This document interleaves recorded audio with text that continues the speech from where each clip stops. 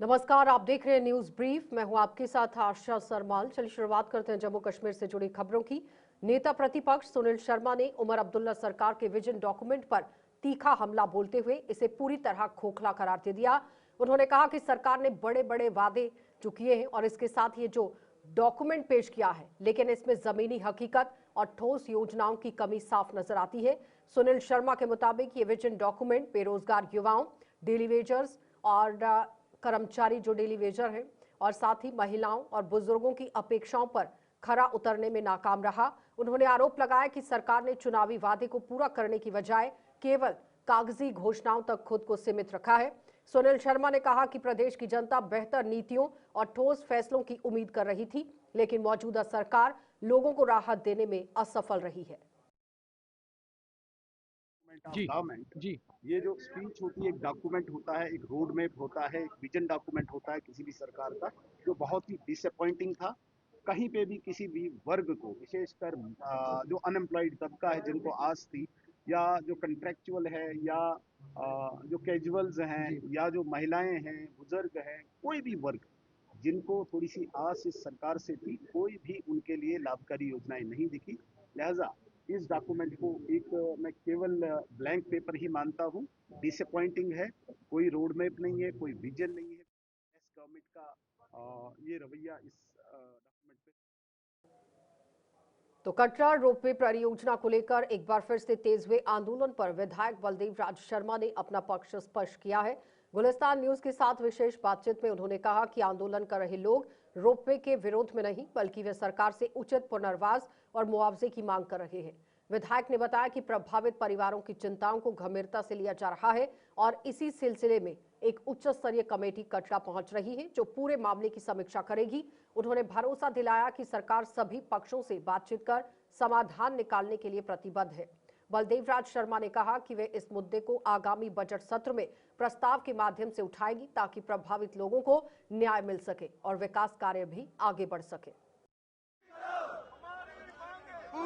जो एजिटेशन हो रही है वो भी लोग यही कह रहे हैं कि आप रोबे लगाइए मगर हमें रिहेबिलिटेट करिए, और ये सारा मसला है। और उसी के साथ एक शंका कटरा वालों को थी, उनको ये थी कि ताराकोट 4 किलोमीटर बाहर है तो कस्बा टाउन जो है वहां पे बन जाएगा, वहां पे जाके कमर्शियल एक्टिविटी हो जाएगी, सारी चीजें हो जाएगी।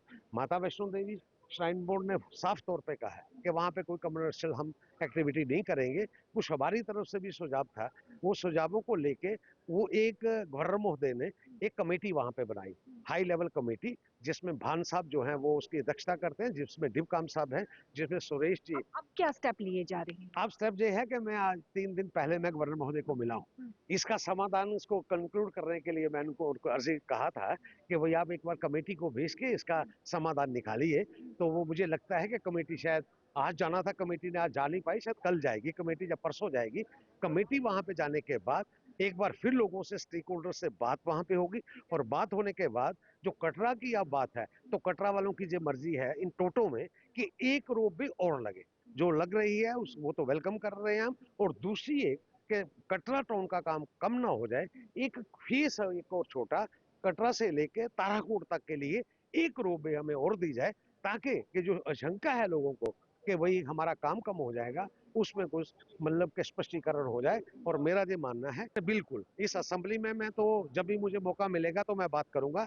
मैंने इसके ऊपर कि बहस हो, रेजोल्यूशन भी लाया है, रेजोल्यूशन के साथ साथ मैं कोशिश करूंगा कि मैं एडजर्न मोशन भी यहाँ पे दूंगा, और एडजर्न मोशन देने के बाद या रेजोल्यूशन पर बहस होने के बाद ये मुद्दा सिर्फ मतलब श्री माता वैष्णो देवी विधानसभा का नहीं है, इसमें तो पूरी स्टेट के लोग वहां पे काम करते हैं, और जो स्टेट के जो काम करते हैं ये सब एमएलए का मुद्दा है। मैं कोशिश करूंगा कि अपने साथ सब एमएलए से बात करके इस पे एक मत हो जाए हम, और यहाँ से ही हदायत हो जाए कि मैं आपसे एक बात कहना चाहता हूँ, कोई घोड़े वाला ये चाहेगा कि मेरा घोड़ा चलाए बेटा, कोई पिट्ठू ये चाहेगा कि मेरा बेटा पिट्ठू का काम करे, कोई पालकी ढोने वाला मतलब ये चाहेगा कि मेरा बेटा पालकी का काम करे।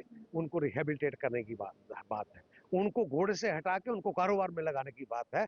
और मैं पूरे जोर से इस बात को रखूंगा कि सरकार नए सिरे से, पुरानी जो पॉलिसी थी वो ना काफी है, नए सिरे से बनाए, और नए सिरे में बनाने के बाद उनको फाइनेंशियल तरीके से आपस में बात करके उसको उनको रिहेबिलिटेट करें। बहुत बहुत शुक्रिया बातचीत करने के लिए। कैमरा पर्सन पीडीपी विधायक वहीद परा ने जम्मू कश्मीर की मौजूदा सरकार पर तीखा हमला बोलते हुए आरोप लगाया कि प्रदेश में भारतीय जनता पार्टी का नैरेटिव चलाया जा रहा है, जबकि नेशनल कॉन्फ्रेंस की सरकार की आवाज कहीं नहीं सुनाई दे रही है।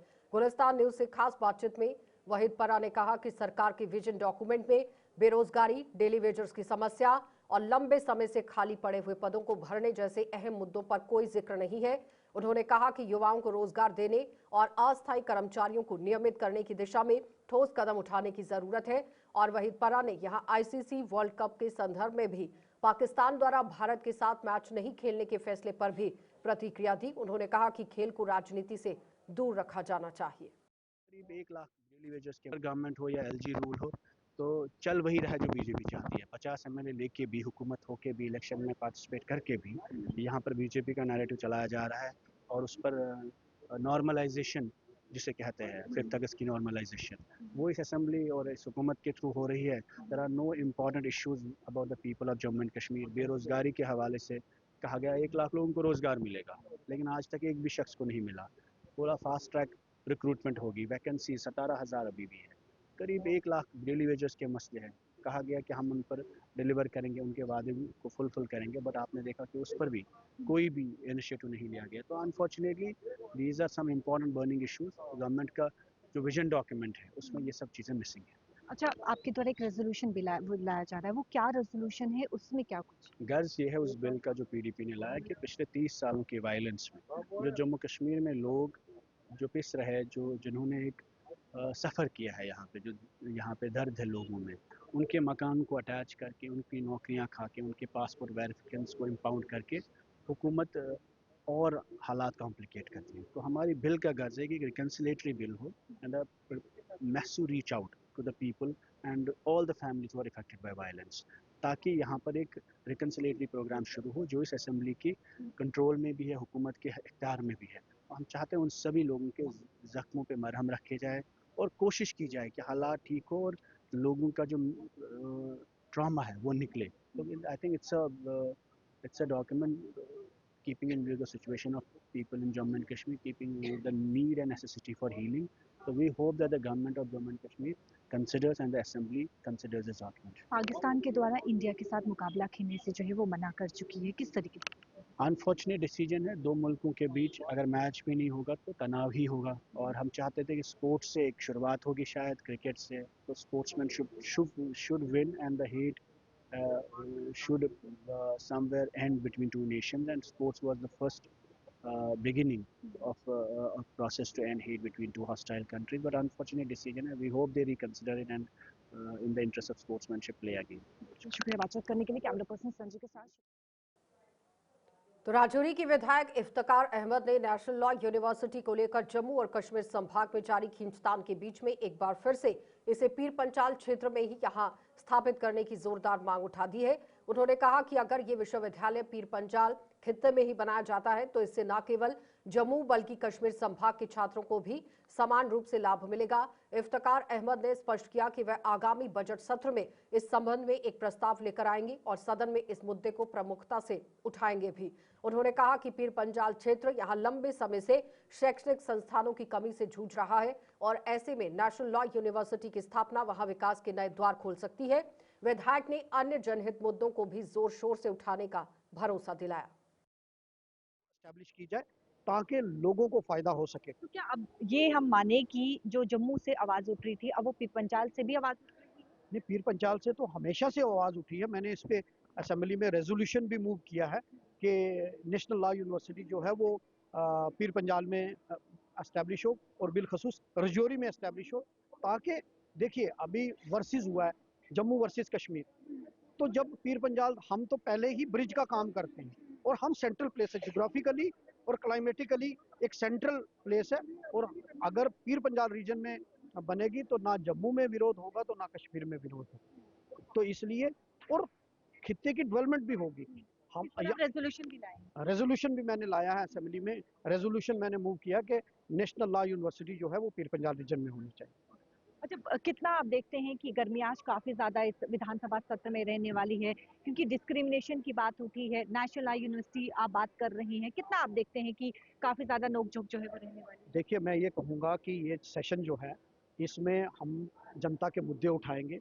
पिछली बार चीफ सेक्रेटरी साहब की अध्यक्षता में daily Vaser, casual labour, contractual workers को रेगुलाइज करने की बात की गई थी। उसका क्या हुआ?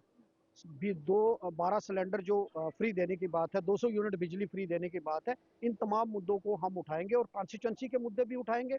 और जो जम्मू में फ्लड आया था उसका रिहेबिलिटेशन प्लान सेंट्रल गवर्नमेंट ने 1400 करोड़ दिया है, वो भी कम है, उसमें भी और होना चाहिए। ये तमाम मुद्दे हम असेंबली में उठाएंगे और लोगों के जो मुद्दे हैं, एक अहम मुद्दा है पीर पंजाल और चिनाब को जो है वो कहीं ना कहीं डिवीजन देने की बात मांग उठी है। महबूबा मुफ्ती ने ये मांग उठाई। उसके बाद जो है वो इस पे एमएलए आजाद जैन भी जो है वो रेजोल्यूशन ला रही हैं। इसको आप किस तरह? देखिए, नया अगर डिवीजन बनता है तो उसका फायदा होगा। इससे पहले जम्मू कश्मीर में अगर डिवीजन किसी ने बनाए थे तो वो एडमिनिस्ट्रेटिव यूनिट बनाए थे तो वो कांग्रेस ने बनाए थे। जब गुलाम नबी आज़ाद साहब चीफ मिनिस्टर थे तो यहाँ अलग नए डिस्ट्रिक्ट क्रिएट किए। तो अब अगर नए डिविजन्स बनते हैं तो इसका फायदा होगा, क्योंकि आबादी बढ़ रही है और पीर पंजाल रीजन में अगर डिव कम बैठता है तो उसका लोगों को फायदा होगा। बहुत बहुत शुक्रिया बातचीत करने के लिए। देखिए, नेशनल लॉ यूनिवर्सिटी को लेकर स्टूडेंट्स लगातार प्रोटेस्ट कर रहे हैं। जम्मू में नेशनल लॉ यूनिवर्सिटी जो है वो बननी चाहिए, लेकिन अब पीर पंजाल से भी आवाज उठ रही है, जहाँ पे एमएलए विधायक रजौरी के द्वारा जो है वो एक रेजोल्यूशन भी जो है वो मूव ऑन किया गया असेंबली में, और ये मुद्दा भी वहां पर उठाया जाएगा कि पीर पंजाल में जो है वो नेशनल लॉ यूनिवर्सिटी बनाई जाए। कैमरा पर्सन संजय के साथ शिल्पा शर्मा, जम्मू। तो शोपियां के विधायक शबीर अहमद कुले ने 6 फरवरी को पेश किए जाने वाले जम्मू कश्मीर के बजट को लेकर कई अहम उम्मीदें जताई हैं।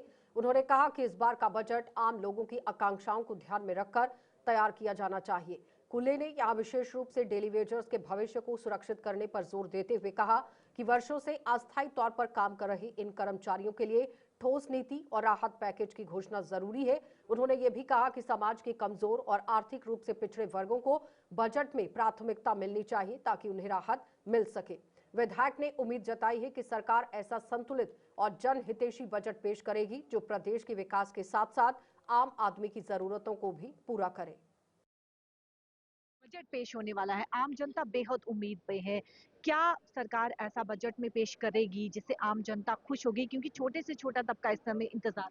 हाँ, बजट में अब हमसे हमारे ज़्यादा मेरे ख्याल में बहुत बड़ा इशू ये होगा कि जो जो हमारे जो डेली वेज वर्कर्स है उनका कैसे हम उनको कैसे उनका जो फ्यूचर है उनको कैसे सेव किया जाए, सबसे ज़्यादा वही होगा इस पे। और बाकी जो होगा फोकस होगा गरीबों की तरफ, उनकी डेवलपमेंट कैसे करेंगे। सब्सिडीज़ बहुत हैं, किस तरह जो गवर्नमेंट इंडिया ने सब्सिडी दी है उसका भी बहुत कुछ इसमें प्रावधान ना, इसमें भी कोई है गुंजाइश है तो वो भी ठीक करना है। असेंबली के दौरान गर्मियाश भी काफी ज्यादा देखने को मिल सकती है, नोकझोंक भी देखने को मिल सकती है, क्योंकि कई मुद्दे ऐसे हैं जो सड़कों पर भी उतरे हैं और अब उसे असेंबली में उठाया जाएगा। हाँ, वो नहीं, अब वो जो जायज़ चीज़ें हैं वो उठेगी, जो जायज़ चीज़ें नहीं तो उनको नहीं उठानी।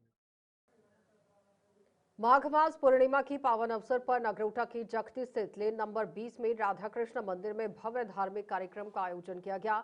कार्यक्रम में बड़ी संख्या में श्रद्धालुओं ने श्रद्धा और उत्साह के साथ भाग लिया।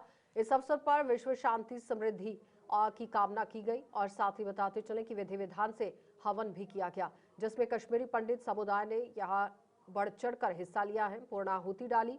सदियों से पुरानी परंपराओं का निर्वहन करते हुए पूर्वजों के सम्मान में यहाँ कौओं को प्रसाद अर्पित किया गया और अर्पित करने के बाद जो कश्मीरी संस्कृति है उसे विशिष्ट पहचान मिली है। पलायन की पीड़ा झेलने के बावजूद कश्मीरी पंडित समुदाय अपनी धार्मिक आस्थाओं और सांस्कृतिक विरासत को सहेजते हुए हैं और कार्यक्रम में यहाँ समुदाय की एकजुटता, परंपराओं के प्रति अटूट समर्पण को एक बार फिर उजागर किया।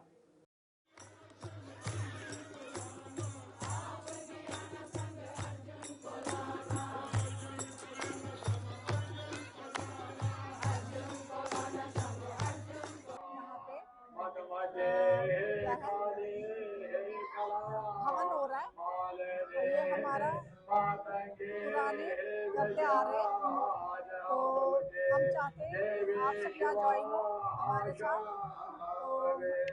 तो और हमारा कल्चर आगे बढ़े। आज माघ पूर्णिमा है और हर साल माघ पूर्णिमा के दिन हम यहाँ पर राधा कृष्ण मंदिर की ओर से जगती में एक हवन करते हैं, क्योंकि इस दिन हमने यहाँ पर राधा कृष्ण भगवान की मूर्ति का स्थापन किया था और इस बार हमने यहाँ माता रानी भी यहाँ पर स्थापित की है। इसके अलावा शंकर भगवान, माता पार्वती और गणेश भगवान भी यहाँ पर हमने इस बार स्थापन किया है।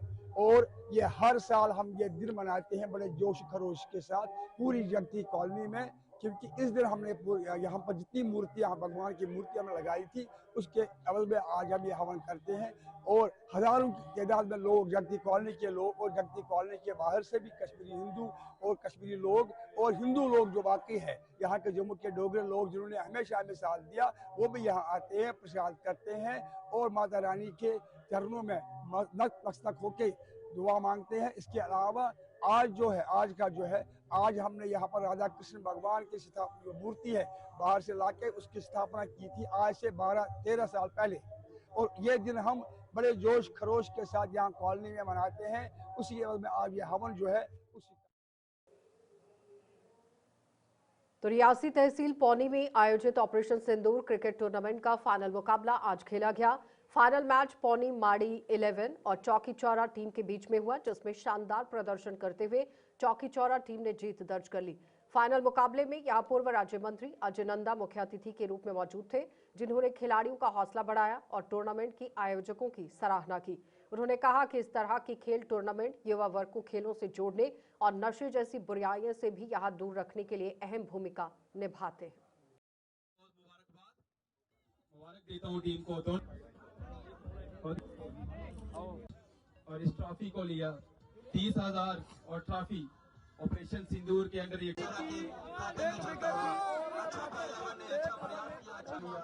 एक तो ये कि जो हमारे सैनिकों ने अपना जो इतनी बहादुरी से जो दुश्मन के शक्के छुड़ाए, और एक तो उनको जो है अपने सैनिकों का मनोबल बढ़ाने के लिए ये टूर्नामेंट करवाई गई। और दूसरा जो एम्स और ऑब्जेक्टिव मैं समझ पाया हूँ वो ये था कि जो नौजवान हमारी पीढ़ी है आजकल गलत रास्ते की तरफ जा रही है, नशे की तरफ बढ़ रही है, किस प्रकार हम अपनी जंग पीढ़ी को, युवा पीढ़ी को इस नशे के खिलाफ के दूर रखें, इस उद्देश्य को लेकर जो है ये टूर्नामेंट करवाई गई। मैं जो ऑर्गेनाइजर्स यहाँ पे जो लोग जिन्होंने ये टूर्नामेंट करवाई, चाहे वो हमारे आंचल जी हैं, हमारे राम स्वरूप जी हैं या दूसरे इनके जितने भी पूरी टीम है, मैं उनको पहले तो ये इस बात की मुबारकबाद देता हूँ। बड़ी ही कामयाब जो है टूर्नामेंट यहाँ पे हुई, 16 टीमों ने हिस्सा लिया और बहुत ही बढ़िया मैच जो है यहाँ पे देखने को मिले। आज का खास तौर पर जो फाइनल मैच था बड़ा रोमांचक मैच था। आखिरी ओवर तक जो है दोनों टीमों ने जो है वो फाइट की और अल्टीमेटली जो है वो चौकी चौरा की टीम जो है वो आज विजेता रही। लेकिन जो टोका 11 पौनी की थी, बहुत उन्होंने भी मेहनत की, बहुत बढ़िया फील्डिंग की, बहुत बढ़िया कैचेस उन्होंने पकड़े।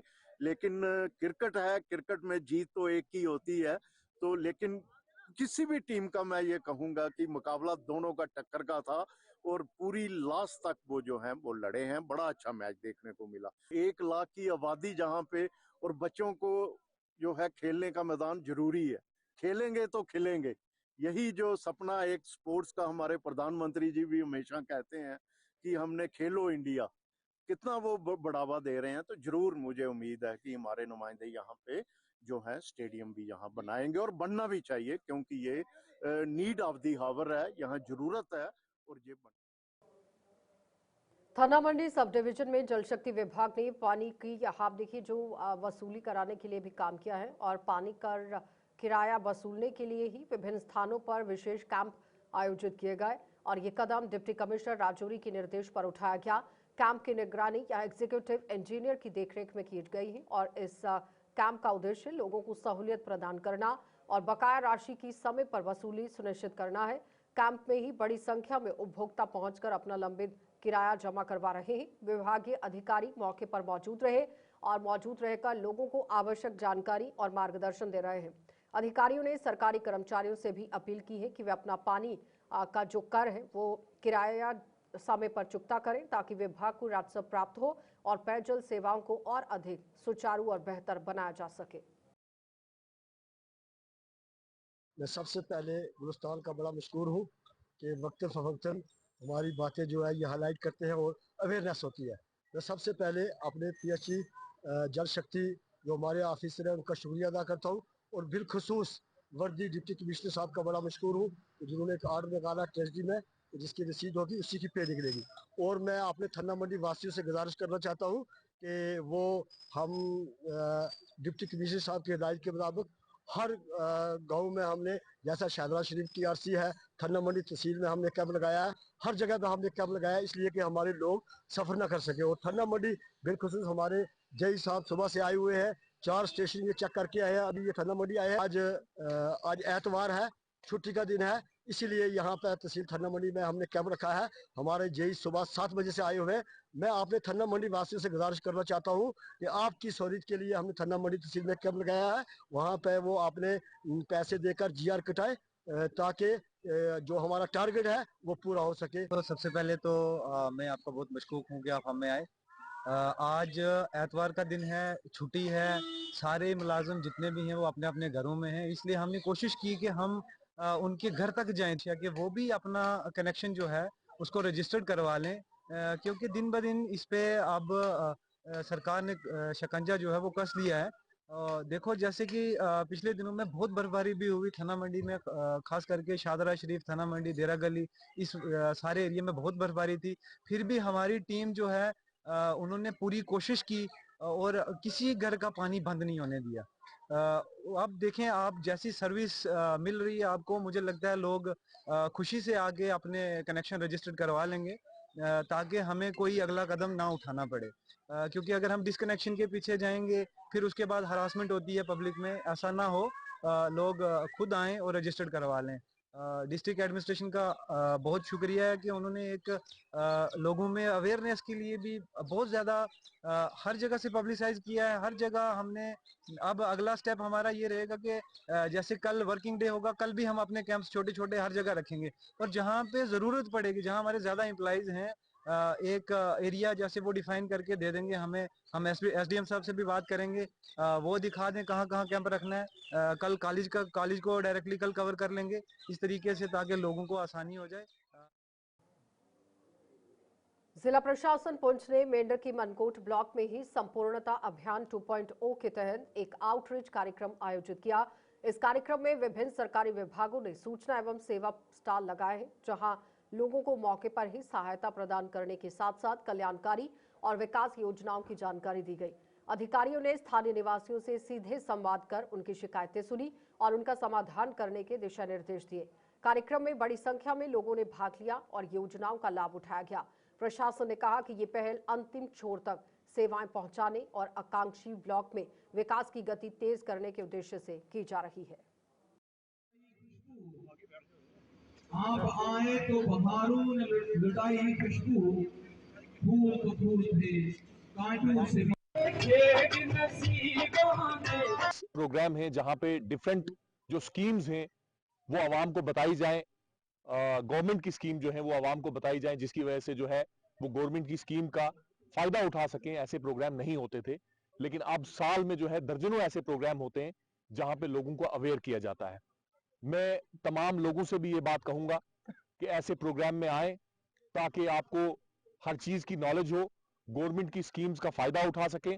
और एक बार फिर से मैं जो डिस्ट्रिक्ट एडमिनिस्ट्रेशन और जो हमारे ब्लॉक मनकोट की एडमिनिस्ट्रेशन है उसको मुबारकबाद देता हूं, और साथ ही साथ जो हमारे यहाँ के मीडिया हजरात हैं मैं उनका भी शुक्रगुजार हूं कि उनने ब्लॉक मनकोट जो कि एक बॉर्डर एरिया है उसकी हर मुश्किलात जो है वो हिंदुस्तान के सामने और जम्मू कश्मीर के सामने लाई। बहुत बहुत शुक्रिया। बनाए जाते हैं तो उसमें हमारे एक मनकोट ब्लॉक है जिसने काफ़ी अच्छी प्रोग्रेस की है पिछले 2 साल में। अब ये नेशनल लेवल पे 9वें रैंक पे है, और हमारी यहाँ की जो टीम है DC साहब की गाइडेंस में काफ़ी अच्छा काम करती रही है, और ये उसके साथ साथ आगे चले हैं। डिफरेंट डिपार्टमेंट्स ने काफ़ी अच्छी मेहनत की है यहाँ पे आप हेल्थ का इंफ्रास्ट्रक्चर देख लें, एग्रीकल्चर का देखें, एजुकेशन का देखें, ICDS का, जो भी डिफरेंट डिपार्टमेंट्स हैं, RDD से लेकर हर डिपार्टमेंट ने अच्छा काम किया है। और हमारी यही कोशिश रहती है कि जहाँ पे हम कहीं लैग करते हैं उसको खींच के चीज़ों को आगे लाया जाए, ताकि ये जो हमारा एक मिशन है इसको हम कंप्लीट कर सके, और जो ये संपूर्णता का मतलब है हम उसको अचीव कर सके। तो उसके लिए ये एक संपूर्णता अभियान 2 शुरू हुआ है। मैं यहाँ से यही आपके, क्योंकि आपका एक बड़ा रोल रहता है मीडिया कर्मी का, तो मैं आपके से एक रिक्वेस्ट करूँगा कि आप इसकी दूर दूर तक लोगों में जाके अवेयरनेस करें, ताकि लोग यहाँ इसमें बढ़ चढ़ कर हिस्सा लें और इसको सही तरह से एक एस्पिरेशनल ब्लॉक बनाएं, और जो संपूर्णता अभियान है इंडियन नेशनल कांग्रेस के ही पुंछ यूनिट ने आज डिप्टी कमिश्नर पुंछ के ऑफिस के बाहर धरना दिया और इस विरोध प्रदर्शन में ही बात करें अगर नेतृत्व की तो इंडियन नेशनल कांग्रेस के जिला अध्यक्ष शाहनवाज चौधरी प्रदर्शन का आप देखिए नेतृत्व कर रहे थे, जिसमें बड़ी संख्या में कांग्रेस के पदाधिकारी और कार्यकर्ता शामिल हुए। इस मौके पर प्रदर्शनकारियों ने केंद्र सरकार द्वारा मनरेगा का नाम बदलने का कड़ा विरोध किया। इसके अलावा उन्होंने स्मार्ट मीटर लगाने के खिलाफ आवाज उठाई और पुंछ में नेशनल लॉ कॉलेज स्थापित करने और मेडिकल कॉलेज बनाने की अपनी मांग को भी दोहरा दिया। प्रदर्शन के बाद मांगों वाला यहां एक ज्ञापन जिला विकास आयुक्त पुंछ के ही ऑफिस में एसीआर पुंछ को सौंपा गया, जिसे भारत के राष्ट्रपति और मुख्यमंत्री उमर अब्दुल्ला को भेजा जाना है। 200 यूनिट बिजली मुफ्त करो, 200 यूनिट बिजली मुफ्त करो। एमजी नरेगा स्कीम जो है जिसको खत्म करने की साजिश मरकजी सरकार ने की है, उस स्कीम के लिए पूरे मुल्क में आंदोलन चल रहा है कांग्रेस पार्टी का। हमने भी आज पुंछ से एक मेमोरेंडम जो है वो ऑनरेबल प्रेसिडेंट ऑफ इंडिया के नाम जो है डिप्टी कमिश्नर पुंछ को सौंपा है, जिसमें हमने कहा है कि ये स्कीम को वापस बहाल किया जाए। दूसरा, इसके साथ साथ हमने आज जो है स्टेट्स गवर्नमेंट के खिलाफ एक प्रोटेस्ट किया है कि उमर साहब ने, इस सरकार ने वादा किया था जम्मू कश्मीर के गरीब लोगों के साथ कि हम बिजली के किराए माफ करेंगे, 200 यूनिट बिजली जो है वो मुफ्त देंगे और स्मार्ट मीटर को काट के फेंकेंगे। लेकिन यू टर्न लिया है सरकार ने और बिजली के किराए माफ करना तो दूर की बात, स्मार्ट मीटर लगना शुरू हो गए और एक गरीब आदमी उसको जो किराया नहीं दे सकता उसको 500 से लेके जो है 2000 तक किराया आ रहा है। डिस्ट्रिक्ट पुंछ की अगर बात करें, हिली टेरेन है, दूर दराज इलाका है, गरीब मजलूम लोग यहाँ रहते हैं जिनकी ना कोई आमदनी है ना रोजगार है। गरीब कुटिया में 2 से 3 बल्ब चलते हैं और 24 घंटे में सिर्फ शायद 7 से 8 घंटा बिजली मिलती है। उनका अगर किराया देखा जाए तो 100 रुपए से ज्यादा नहीं बनेगा। लेकिन चलिए बुलेटिन में इतना ही, इजाजत दीजिए, नमस्कार।